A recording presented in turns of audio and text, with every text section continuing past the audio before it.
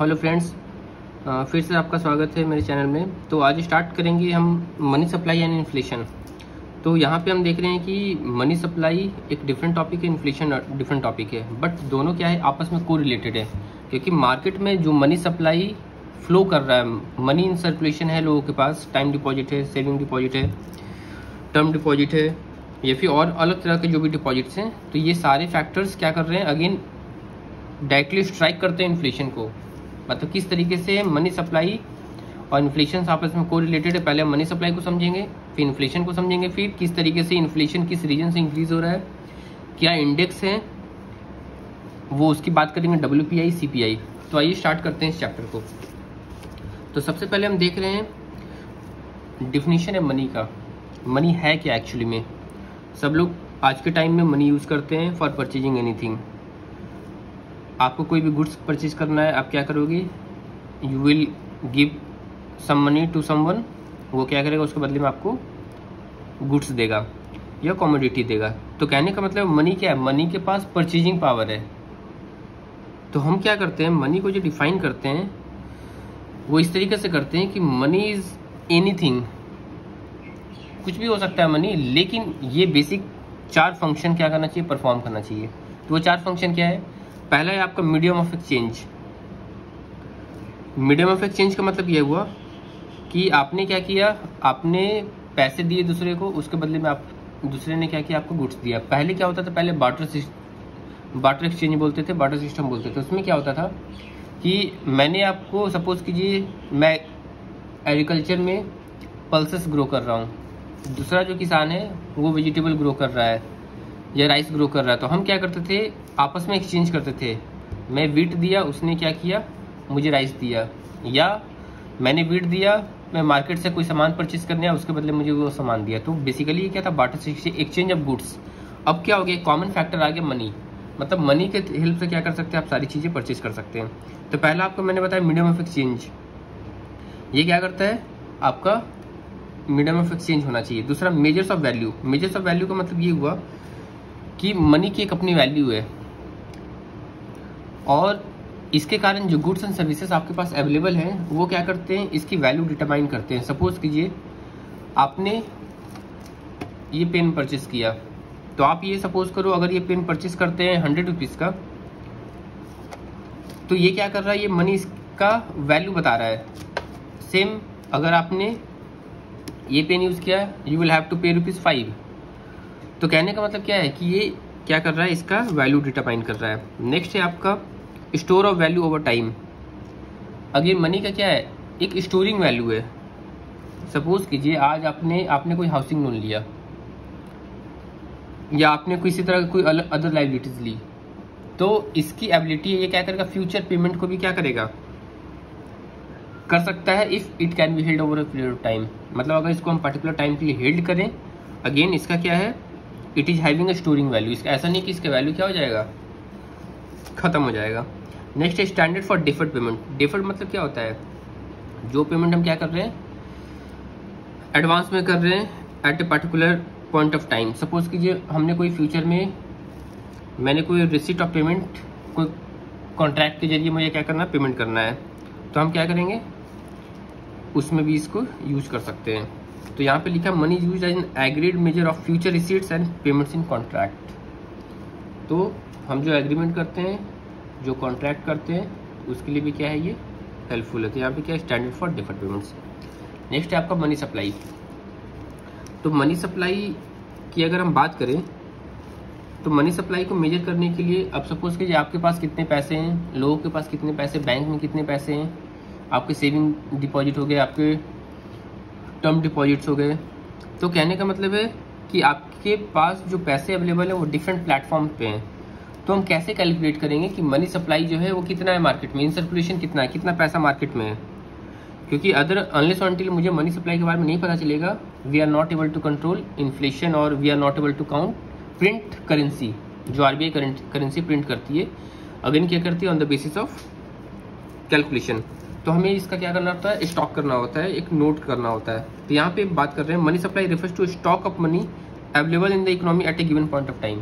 एक particular time में कितना आपका पैसा अवेलेबल है, उसको हम क्या बोलते हैं, उसको हम बोलते हैं मनी सप्लाई। नेक्स्ट है money supply data are recorded and publish by, मैंने आपको बताया ये कौन करता है, आरबीआई करता है। और कैसे करता है, कब करता है, ये इंपॉर्टेंट है, फोर्टनाइटली बेसिस पे, हर फोर्टनाइटली पे आपको क्या करता है, ये रिलीज करता है data, this much money supply is in the market. और मनी सप्लाई क्या करता है, मैंने आपको बताया ये क्या करता है, आपका प्राइस लेवल पे भी अफेक्ट करता है। एक्सचेंज रेट मतलब क्या, फॉरेन करेंसी का जो एक्सचेंज रेट होता है मैं उसकी बात कर रहा हूँ, तो एक्सचेंज रेट की बात कर रहा है। फिर बिजनेस साइकिल को अफेक्ट करता है। और क्या करता है, साथ ही साथ जो जीडीपी है इसके ग्रोथ को भी क्या करती है, इम्पैक्ट क्रिएट करता है। तो ये जो रेशियो है between nominal GDP and money supply, nominal GDP क्या होता है ये हम बात करेंगे जब जीडीपी में पढ़ाऊंगा आपको, तो उसमें डिटेल्स में बताऊंगा रियल जीडीपी क्या होता है, नॉमिनल जीडीपी क्या होता है, इन्फ्लेशन का क्या इम्पैक्ट है जीडीपी के ऊपर, ये सारे फैक्टर्स उस समय बात करूंगा। तो अभी आपको सिंपल ये समझना है कि नॉमिनल जीडीपी और मनी सप्लाई के जो रेशियो है इसको हम क्या बोलते हैं, this is known as velocity of money. तो ये था मनी सप्लाई। अब बात करते हैं मेजर्स, किस तरीके से मेजर करते हैं। इसको हमने क्या किया, 4 पार्ट में कैटेगराइज किया है, that is broadly known as M1, M2, M3, M4। M1 को बोलते हैं नैरो मनी। नैरो मनी का मतलब ये हुआ कि जो पैसा पब्लिक के पास ऑलरेडी है, जो पैसा in the form of demand deposit banking system में अवेलेबल है। डिमांड डिपॉजिट मतलब क्या, डिमांड डिपॉजिट का मतलब ये हुआ कि जब भी आप उसको डिमांड करेंगे बैंक्स आर लायबल टू पे। जैसे एग्जांपल आपका saving deposits, current deposits, demand liabilities, तो ये क्या है आपका डिमांड डिपॉजिट हो गया। करेंसी विद द पब्लिक जो इन सर्कुलेशन है आपका लोगों के पास, लेकिन इसमें क्या है कि जो बैंक के पास पैसा पड़ा हुआ है उसको हम क्या करते हैं, उसको एक्सक्लूड करते हैं, उसको काउंट नहीं करते हैं। तो currency with the public, demand deposit with the banking system and other deposit with RBI. और आरबीआई के पास कुछ और तरह के डिपॉजिट्स हैं, तो ये तीनों मिलकर क्या बनते हैं, नैरो मनी। नेक्स्ट है M2। M2 में क्या करेंगे, M1 plus time deposit. Time deposit को हम अदरवाइज क्या बोलते हैं, सेविंग डिपॉजिट। तो ये हो गया saving deposit of post office saving bank. Next है M3। M3 में क्या होगा, अगेन M1, लेकिन इसमें क्या करेंगे, लॉन्ग टर्म डिपॉजिट की बात करेंगे। यहाँ टाइम था, यहाँ टर्म था, दोनों में डिफरेंस है। तो यहाँ पे क्या देख रहे हैं, time deposit with the banking system. तो ये आपका क्या होता है, जनरली लॉन्ग टर्म डिपॉजिट्स होते हैं। नेक्स्ट है आपका M4। M4 में क्या है, M3 plus all deposit with post office saving banks. तो यहाँ पे क्या है आपका जितने भी डिपॉजिट है और पोस्ट ऑफिस बैंक के साथ, इसमें क्या करेंगे, NSE को हम माइनस कर देंगे। तो ये आपका क्या है, मनी सप्लाई के बारे में हो गया।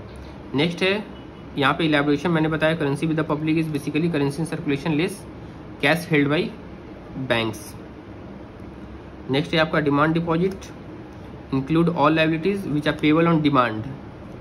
और इसमें क्या आता है, current deposit, demand liability portion of saving bank deposit, margin held against letter of credit और गारंटीज। तो इस तरीके से टाइम डिपॉजिट क्या होता है, time deposit which are payable otherwise than on demand and they include, time deposit में क्या होगा, दे इंक्लूड फिक्स डिपॉजिट। तो यहाँ पे मैं जो आपको ये दिखा रहा था, यहाँ पे क्या था, शॉर्ट टर्म टाइम डिपॉजिट, यहाँ लॉन्ग टर्म डिपॉजिट। तो शॉर्ट टर्म टाइम डिपॉजिट मतलब जो सेविंग डिपॉजिट हो गए। तो यहाँ पे आप देख रहे हैं जो टाइम डिपॉजिट है इसको हम क्या करते हैं, एक जिसका एग्जांपल हो गया fix deposit, cash certificate, cumulative and RD, recurring deposits. तो ये था आपका मनी सप्लाई। नेक्स्ट बात करते हैं इन्फ्लेशन।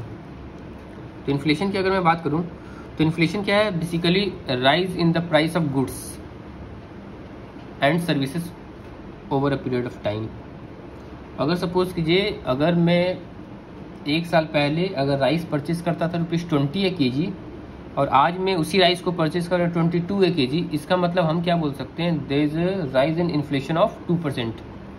क्यों, क्योंकि 2% क्या हो गया आपका, इंक्रीज हो गया। तो ये क्या है, inflation basically rise in price. अब जब आपका प्राइस इंक्रीज हो गया तो आपका परचेजिंग पावर क्या होगा, कम हो गया। क्यों, क्योंकि पहले आप 100 रुपये में अगर लास्ट ईयर क्या करते थे, आप 5 kg राइस परचेज करते थे, अब क्या है, अब भी आप 5 kg से कम राइस परचेज करेंगे। तो ये क्या कर रहा है, आपका परचेजिंग पावर का फॉल हो रहा है। तो यहाँ पे when price level rises each unit of currency buys fewer goods and services, जो मैंने एग्जांपल के साथ आपको बताया। और इससे क्या होता है, आपका रियल वैल्यू जो है वो क्या होता है, एक्चुअल में डिक्लाइन होता है। तो नेक्स्ट है आपका achieve measure of price inflation is the inflation rate. Inflation rate क्या होता है, basically annualised percentage change in a general price index over a period of time. तो इन्फ्लेशन जो है इसके बोथ पॉजिटिव और निगेटिव इफेक्ट्स हैं।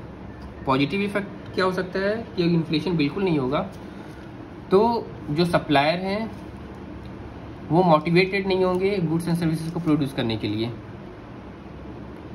और निगेटिव इफेक्ट ये आपका हुआ पॉजिटिव इफेक्ट। तो mild inflation is good, mild inflation अच्छा है, लेकिन ज़्यादा inflation is not good for the economy. Again इसका निगेटिव इफेक्ट की बात करें तो जैसे आपका परचेजिंग पावर में क्या हो रहा है, कमी हो रहा है, आपका मनी का क्या है, रियल वैल्यू जो है वो कम हो रहा है। तो ये क्या होता है आपका, इसका निगेटिव इफेक्ट हो गया। तो ये सारे चीज़ यहाँ लिखा हुआ है। नेक्स्ट बात करते हैं कॉजेज। कॉजेज में अब इन्फ्लेशन दो रीजन से हो सकता है, या तो डिमांड पुल, डिमांड के कारण या सप्लाई के कारण, या तो डिमांड ज़्यादा हो या सप्लाई कम हो। तो ये पहला है डिमांड पुल। डिमांड पुल में क्या हो गया, अचानक से डिमांड इंक्रीज हो गया। जैसे आज के डेट में एग्जांपल की बात करें तो रेमडेसिविर का नाम आपने सुना होगा। ये बेसिकली क्या है, इंजेक्शन है जो कोविड-19 पेशेंट को दिया जाता है।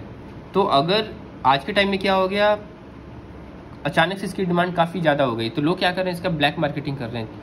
तो जो इसका एक्चुअल कॉस्ट है 2500, लोग क्या कर रहे हैं, इसको 20,000 में परचेज कर रहे हैं, 25,000 में परचेज कर रहे हैं। तो ये क्या हो गया, बेसिकली ये तो ब्लैक मार्केटिंग है। लेकिन ये मैं एग्जांपल आपको समझा रहा हूँ ताकि आप ये समझिए कि किस तरीके से जब डिमांड इंक्रीज होता है तो उसका प्राइस क्या होता है, ऑटोमेटिक इंक्रीज हो जाता है। तो ये फेयर मार्केट में भी क्या होता है, इंक्रीज होता है। एग्जाम्पल सपोज कीजिए आप ओनियन है, ओनियन का सप्लाई क्या है, इस साल का प्रोडक्शन कम हुआ, सप्लाई क्या हो गया, कम हो गया। सप्लाई जब कम हो गया तो ऑब्वियस सी बात है आपका प्राइस क्या हो जाएगा, ज़्यादा हो जाएगा। क्योंकि अगर प्राइस ज़्यादा नहीं करेंगे तो हम क्या करेंगे, सारे लोगों का डिमांड फुलफिल नहीं कर पाएंगे। तो यहाँ पे जब डिमांड सप्लाई से एक्सीड करेगा तो क्या होगा, मेरा शॉर्टेज हो जाएगा और प्राइस क्या होगा, इंक्रीज करेगा। नेक्स्ट है आपका cost pull inflation. Cost pull inflation में देखिए यहाँ पे क्या, substantial increase in the cost of production of important goods and services where no suitable alternative available. तो यहाँ पे क्या है, कॉस्ट ऑफ प्रोडक्शन क्या हो गया आपका, इंक्रीज हो गया, जहाँ पे आपके पास कोई ऑल्टरनेटिव नहीं है। Example, if prices of sub key input like oil rise, producer will have to either adjust output supply or translate the highest cost into higher output price। मतलब अगर सपोज कीजिए बेसिक रॉ मटेरियल्स का अगर price आपका increase होता है, इसका मतलब क्या हुआ कि आपका जो फाइनल प्रोडक्ट है उसके कॉस्ट पे भी क्या होगा, इम्पैक्ट आएगा। या तो उसका कॉस्ट इंक्रीज होगा, या क्या कंपनी क्या करेगी, प्रोडक्शन को अगर उसी रेट पर मेंटेन रखना है तो प्रोडक्शन कंपनी का क्या हो जाएगा, कम हो जाएगा। और इसके कारण क्या हो जाएगा, मार्केट में शॉर्टेज हो जाएगा, जिसके कारण एट द एंड क्या हो जाएगा, प्राइस विल राइज। अब बात करते हैं मेजर्स ऑफ इन्फ्लेशन में क्या है। तो अगर हम इन्फ्लेशन की बात करें तो इसको मेजर कैसे कैलकुलेट करेंगे, तो मेजर करने के लिए मेरे पास क्या है, प्राइस इंडेक्स। तो इन्फ्लेशन को मेजर हम कैसे करते हैं, with the help of price index. Price index होता क्या है, प्राइस इंडेक्स बेसिकली क्या है, हम मेजरमेंट का क्या है, एक वे है जिसके कारण इन्फ्लेशन क्या करते हैं, कैलकुलेट करते हैं। तो अब आपने कभी अगर न्यूज़पेपर में देखा होगा इन्फ्लेशन इज राइजिंग, तो इन्फ्लेशन अगर राइज कर it means what, they in fact reporting the movement of price index. इसका मतलब क्या कर रहे हैं, वो प्राइस इंडेक्स के बारे में क्या कर रहे हैं, बात कर रहे हैं। Next, a price index is weighted average of the prices of a selected basket of goods and services related to their prices in some designated base year. Base year क्या होता है, बेस ईयर का मतलब क्या हुआ, हम क्या करते हैं, पर्टिकुलर बेस ईयर सिलेक्ट करते हैं, उसके बेसिस पे क्या करते हैं, हम कैलकुलेशन करते हैं इन्फ्लेशन का। तो अप्रैल 2017 के पहले जो आपका बेस ईयर था, अगर मैं पर्टिकुलर WPI की बात करूं तो WPI का था बेस ईयर पहले क्या था, 2004-05, इसको चेंज करके आपका 2011-12 कर दिया गया। अगेन CPI का भी सेम है, 2011-12 अपडेट हो गया। तो यहाँ पे ये आपका बेस ईयर हो गया। सिलेक्टेड बास्केट ऑफ गुड का मतलब क्या हुआ कि जो WPI CPI हम जो कैलकुलेट करते हैं, यहाँ पे क्या होता है, एक सेट ऑफ एक बास्केट ऑफ गुड्स होता है। जैसे हम WPI की बात करें तो यहाँ पे टोटल 697 आइटम्स क्या होता है, 697 आइटम्स होता है, जिसके बेसिस पे क्या करते हैं हम WPI कैलकुलेट करते हैं। अगेन इन द CPI की बात करें तो इसमें क्या होता है, अराउंड 260 कमोडिटीज होता है, 260। तो ये आपका हो गया price index. Next, calculating inflation with prices. अब इन्फ्लेशन कैलकुलेट करना होगा तो इन्फ्लेशन हम कैसे कैलकुलेट करते हैं। सपोज कीजिए आज अप्रैल 2021 है, तो हम क्या करेंगे, अप्रैल 2020 में जाएंगे और अप्रैल 2020 में जाके हम क्या करेंगे, देखेंगे। सपोज कीजिए मैंने आपको राइस का जो एग्जांपल दिया, लास्ट ईयर 20 था, आज 22 हो गया, तो 22 - 20। तो यहाँ पे एग्जांपल में लिखा है, सपोज कीजिए जनवरी 2017 का प्राइस इंडेक्स इतना था और जनवरी 2016 का देखिए ये लास्ट ईयर से क्या कर रहा है, कंपेयर कर रहा है, इतना था। तो हम क्या करेंगे, इसको माइनस करेंगे, जैसे 22 माइनस 20 मैंने बोला, तो ये माइनस ये हो गया अपॉन जो आपका लास्ट ईयर का था, अब डिवाइडेड बाई 20, तो इससे क्या मिल जाएगा आपको, इन्फ्लेशन मिल जाएगा। तो 183.40 माइनस दिस अपॉन 176 परसेंटेज करना है तो इंटू 100 कर देंगे। तो यहाँ पे इन्फ्लेशन क्या देख रहे हैं, 4.09% आपका इन्फ्लेशन आ गया। तो प्राइस इंडेक्सेस मैंने बताया जो सबसे मोस्ट इंपॉर्टेंट है WPI, CPI और GDP डिफ्लेटर। तो पहले हम बात करते हैं WPI की। तो WPI मैंने आपको बताया क्या होता है, एक बास्केट ऑफ गुड्स है और उसमें उस बास्केट में कितने आइटम्स होते हैं, 697 आइटम्स होते हैं। और ये क्या करता है, ये वैसे आइटम्स को कैलकुलेट करता है जो होलसेल स्टेज पे होते हैं, ना कि कंज्यूमर जो आउट करते हैं। तो यहाँ पे क्या हो गया, इसमें अब इसको हम क्या करते हैं, ब्रॉडली 3 पार्ट में क्लासिफाई करते हैं। पहला पार्ट होता है प्राइमरी आर्टिकल्स। प्राइमरी आर्टिकल्स में क्या होगा, इसका वेट 20.12% होता है, लेकिन ये अगर हम जून 2020 की बात करें तो इसमें अराउंड 22.62% था। फ्यूल पावर में 13.15%, मैन्युफैक्चर प्रोडक्ट में 64.23%। तो ये क्या वेटेज दिया गया है कैलकुलेशन में। तो यहाँ पे देख रहे हैं, it helps to monitor price movement that reflect supply and demand in industry. ये क्या करता है, प्राइस के मूवमेंट को क्या करता है, चेक करता है और उसके हिसाब से उसको मॉनिटर करता है। और यहाँ पे देखिए मैंने आपको बताया ये जो बेस ईयर था ये क्या हो गया है, ये पहले था, क्या हो गया, चेंज होकर 2011-12 हो गया। ठीक है, कौन करता है, ministry of commerce and industry. और ये 3 क्या करते हैं, कमोडिटी ग्रुप में के बेसिस पे क्या करते हैं, कैलकुलेट करते हैं। अब RBI ने क्या किया, इसको अडॉप्ट किया, किसको, CPI को, फॉर कैलकुलेटिंग इन्फ्लेशन।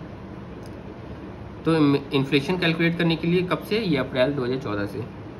पहले क्या करते थे, WPI के बेसिस पे करते थे, अब क्या हो गया, अब आपका CPI पे क्या करते हैं, इन्फ्लेशन कैलकुलेट करते हैं। CPI में क्या होगा, कंज्यूमर प्राइस इंडेक्स, मतलब वैसा प्राइस जो वैसे गुड्स एंड सर्विसेज, वैसे basket of goods and services जो क्या कर रहे हैं, कंज्यूमर परचेज कर रहे हैं।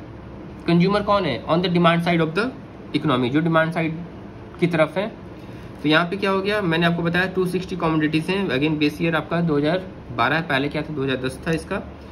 और ये क्या करता है, CPI क्या बताता है, again it measures the purchasing power of consumers. Consumer का परचेजिंग पावर बढ़ाता है, क्यों, क्योंकि डायरेक्टली ये क्या है, रिटेल कंज्यूमर से क्या है, इंक्लूडेड है। नेक्स्ट आपका ये क्या करता है, इकोनॉमी की करेंसी के बारे में क्या करता है, उसका परचेजिंग पावर बढ़ाता है। कॉस्ट ऑफ लिविंग के बारे में बताता है, again value of Indian rupee के बारे में बताता है।